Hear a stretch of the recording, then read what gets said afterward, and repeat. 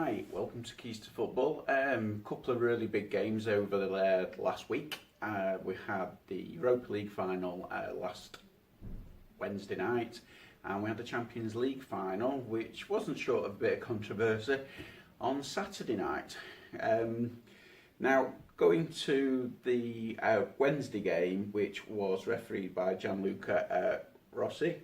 He had a really good game, but there were a few different things about his game that some people haven't actually commented on, which kind of surprised me.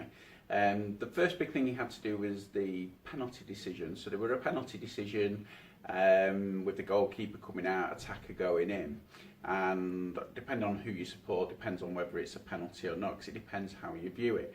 Now, as a neutral watching that game, you see the keeper pull his hands away, so there's no contact there, and then you see Lacazette leaving his foot behind as the keeper's coming through, and then he drags his foot into his head, into the keeper's head, and then goes down expecting a penalty kick.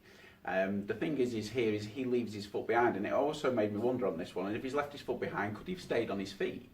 Could he have got to the ball and then been a tight angle to get it towards the goal? Don't know, but it wasn't a penalty. The keeper did everything to get out of the way, and it was the fact that once his foot was there, he was waiting for the contact to go down, of which he fell as he hit the keeper's head. So on that one, definitely no penalty, absolutely spot on.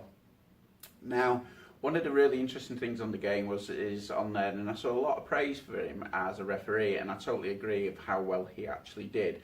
Although I do think he missed a yellow card for the stamp on the feet as the defender came in. His foot was fully on the attacker's foot, and I felt that should have been a caution. I felt it was intentional, and I do think it was a caution on that one. But I also noticed the trailing eye. There were a couple of fouls after the ball had gone, but the referee had already turned his attention to the next phase, and this is called a trailing eye, which is where you hold your gaze a little bit longer to see. And there were a couple of those just missed, just fouls afterwards. But on the whole, I thought it was a good game. The European referees used a single arm signal, I think, far more than we do in the UK. But I have noticed it towards the end of the Premier League season that more referees are using the single arm for advantage, and I felt he was always looking to play the advantage to keep the game moving, which was really good. Now, the second half, it went on to the fact that Chelsea won the game 4-1.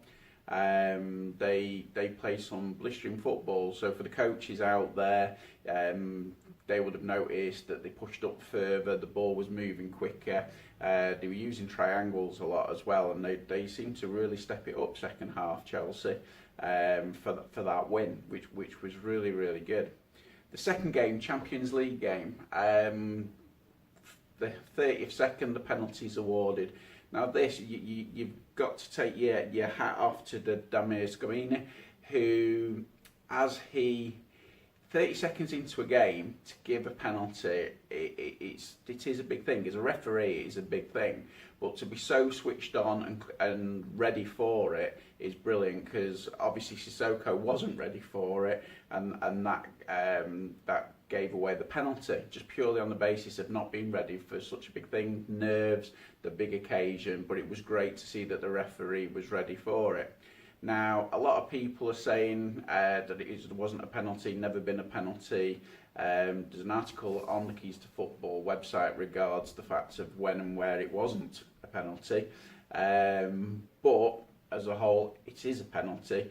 There was a ruling, and this ruling came out in January before the knockout phases, and it was UEFA's head of refereeing, Roberto Rossetti, in January 2019, clarifying handball. When the arm is totally out of the body above the shoulder, it should be penalised. If the defender is making the body bigger in order to block the ball, it is not fair. It is different if the defender is challenging or playing the ball and it rebounds, but if he is looking to block a cross or a shot on goal and the player is trying to spread his body, then it is a handball.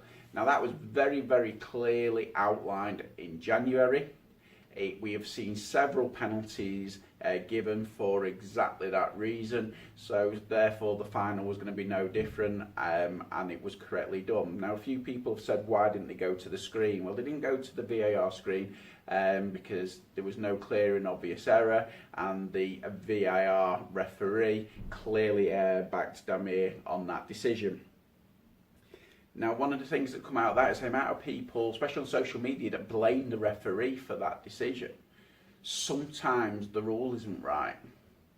Sometimes you've got to look at that and say, hang on, the referee's spot on, he's following his guidance, just like at work. So everybody who's watching this, when you're working, is there a rule you don't agree with? But you do it because it's your job. This is the same as a referee, this is his job, and therefore that rule that he's got to follow is straightforward, okay? And he followed the letter of the law to say that that was a penalty, and he was absolutely spot on. So the rest of the game kind of went without incident. There was a possible yellow card on the foul on Harry Kane just beyond the halfway line in the first half, but early doors as a referee, you're trying to manage it. You've got to remember this is an event, and he's trying to keep 22 players on the pitch to make sure it's the best event possible on there. So later on in the game, yes, I do believe that that would have been a caution, but other than that, I felt like he had a spot on game. He didn't have too much to referee. There was no cautions in the game. He did a lot of speaking with players, a lot of communication, a lot of man management, which was really, really good to see, you know, on such a big occasion, because nerves can get the better of a player. So as a whole, the game went really, really well.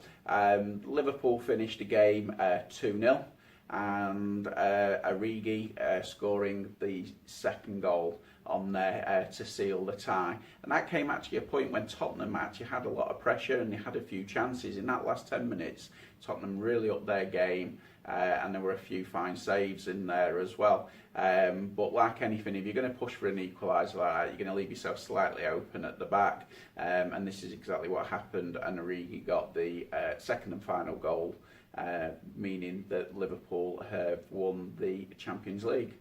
So if you've got any views on anything that I've just spoken about, agree, disagree, please get in touch. Happy to hear about them. Thank you.